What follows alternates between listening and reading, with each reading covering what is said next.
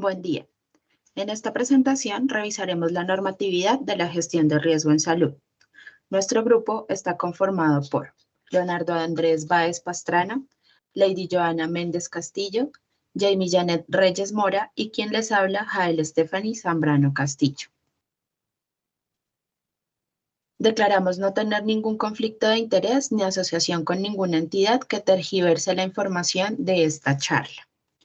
Durante la revisión contemplaremos definición, componentes, gestores, marco normativo internacional, marco normativo nacional, realizaremos un análisis comparativo y finalmente brindaremos conclusiones. Teniendo en cuenta que la gestión de riesgo en salud es un proceso sistemático que busca identificar, evaluar, priorizar y mitigar los riesgos que pueden afectar la salud de las poblaciones. Hay que entender que este es un enfoque fundamental, ya que nos ayuda a anticipar las posibles, reducir su impacto y proteger la salud pública. Desde el punto de vista epidemiológico, la gestión del riesgo implica tanto la prevención de enfermedades como la preparación y respuesta ante eventos adversos como brotes epidémicos, pandemias, desastres naturales o emergencias sanitarias. Los componentes de la gestión del riesgo son 4.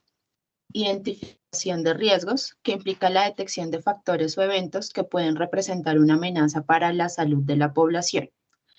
Esto se realiza mediante vigilancia epidemiológica, estudios de campo y análisis de datos históricos. La segunda, evaluación y priorización, donde los riesgos identificados se evalúan en términos de probabilidad de ocurrencia y el potencial impacto que puedan tener en la salud pública. Esta fase también incluye la priorización de los riesgos según su gravedad y la vulnerabilidad de la población afectada. En el tercero, intervención y mitigación, que está basado en la evaluación, se diseñan e implementan estrategias para reducir o eliminar los riesgos. Estas intervenciones pueden incluir campañas de vacunación, medidas de control y prevención, mejora de la infraestructura sanitaria y promoción de prácticas saludables. Por último, tenemos monitoreo y evaluación, ya que es fundamental realizar un seguimiento continuo de las intervenciones para asegurarse de que se está obteniendo el efecto deseado. También es necesario evaluar las lecciones aprendidas para mejorar futuras respuestas. A nivel de Colombia tenemos los actores principales en la gestión del riesgo, los cuales son el Ministerio de Protección Social, quien tiene como objetivo definir y adaptar las políticas nacionales de salud. El Instituto Nacional de Salud, que tiene la red de vigilancia epidemiológica, que lo que hace es coordinar la respuesta epidemiológica. Las entidades territoriales en salud, que lo que hacen definitivamente son los planes de intervención local, precisamente para que gestionen el riesgo a nivel de cada uno de los sitios. Las entidades promotoras de salud lo que hacen definitivamente es la prevención de enfermedades y atención oportuna de su población de afiliados, y las instituciones prestadoras de servicios son las encargadas de prestar directamente los servicios de salud. Las administradoras de riesgos laborales lo que hacen es coordinar todo lo que es la gestión de riesgo laboral, incluyendo lo relacionado con salud ocupacional. Los mecanismos institucionales del control de riesgo son la vigilancia epidemiológica, que lo que hace es un proceso continuo y sistemático de recolección y análisis e interpretación de datos en salud pública, esencial para la identificación y la evaluación del riesgo. Esto está coordinado por el Instituto Nacional de Salud a través de la Red Nacional de Vigilancia Epidemiológica y está normativizado por el Decreto 3518 del 2006. La planificación y coordinación interinstitucional, que involucra la coordinación entre diferentes actores del sistema de salud para desarrollar y ejecutar los planes de gestión de riesgo, como el Plan Decenal de Salud Pública, y está implementado por el Ministerio de Salud y Protección Social y lo rige la Ley 1523 del 2012 y el Decreto 780 del 2016.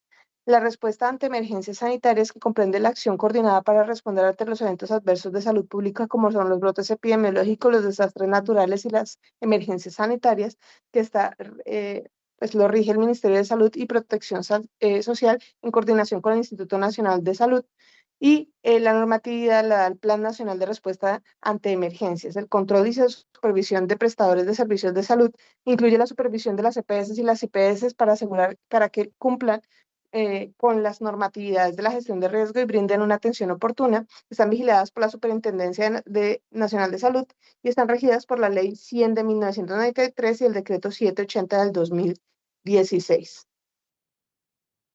Adicionalmente, tenemos algunos desafíos en Colombia, como son la disparidad de las regiones, en donde lastimosamente están limitadas en recursos y en las capacidades de respuestas, la coordinación interinstitucional, que debido a la fragmentación de este sistema, a veces dificulta la coordinación efectiva entre los diferentes actores involucrados dentro del proceso. Y la sostenibilidad financiera, que es mantener una gestión de riesgo efectiva, requiere una intervención continua, la cual pues obviamente genera un desafío interinstitucional por la restricción de respuesta presupuestal que tiene la entidad.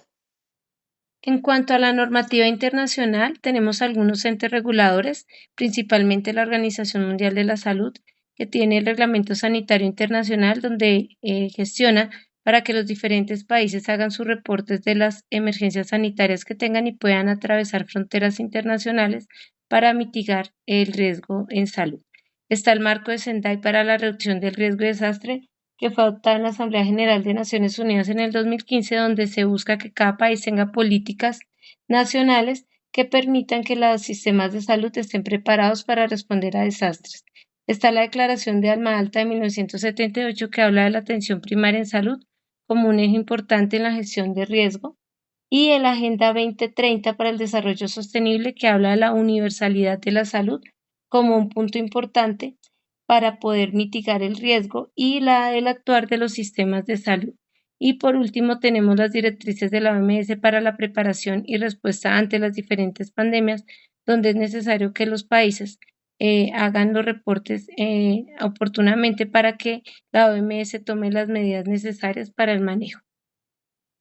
A partir de allí tenemos la política o la normativa nacional, donde se habla que en la Ley 100 de 1993 se habla del Sistema General de Seguridad Social en Salud y se introduce el concepto de aseguramiento en salud, y de allí se empieza a hablar de riesgo en salud y se incluyen mecanismos para el aseguramiento y la cobertura. Posterior a esto está la resolución 8430 del 93, que habla de todas las normas científicas que debe tener la investigación en salud, donde también se incluyen los principios éticos. Tenemos la ley 1438 del 2011, donde se habla del fortalecimiento del sistema general de salud y se establece la parte de prevención y promoción como medida de gestión integral del riesgo. La resolución 4505 del 2012, que define los periodos donde se debe hacer el reporte de esos eventos de salud pública. La ley 1523 del 2012, que es el Sistema Nacional de Gestión de Riesgo y Desastre. El decreto 780 del 2016 como decreto único reglamentario del sector salud y protección social, que busca que haya un solo cuerpo legal en el país para hablar sobre el riesgo y sobre salud. Tenemos la resolución 3280 del 2018, que habla del modelo de atención integral territorial Maite, donde dice que no se debe hacer un manejo general de la salud ni del riesgo, sino se debe identificar el riesgo particular de cada uno de los territorios del país. Luego tenemos la resolución 2626 del 2019, que habla de la implementación del plan de intervenciones colectivas. De allí tenemos la resolución 521 del 2020, que habla del modelo de atención integral de salud MIAS y donde se implementan las redes integrales de servicios de salud RITS. Y por último tenemos el decreto 109 del 2021, que habla del Plan Nacional de Vacunación. Todo esto enmarcado como un ente regulador, que es el Ministerio de Salud y Protección Social.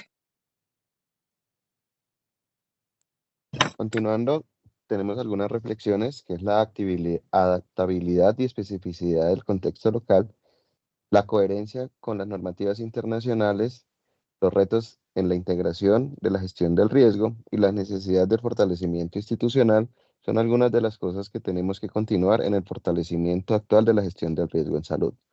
Por ende, en conclusión, consideramos que la normativa de la gestión del riesgo en salud local es sólida y está bien alineada con las directrices internacionales.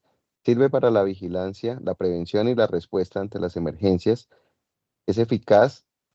De las normas depende de su implementación y de la capacidad de las instituciones para adaptarse en los contextos locales. la necesidad de fortalecimiento institucional, coordinación intersectorial, es decir, la efectividad, y continuar asegurando recursos que sean suficientes y bien distribuidos para continuar en pro del fortalecimiento de la gestión del riesgo en salud. Muchas gracias.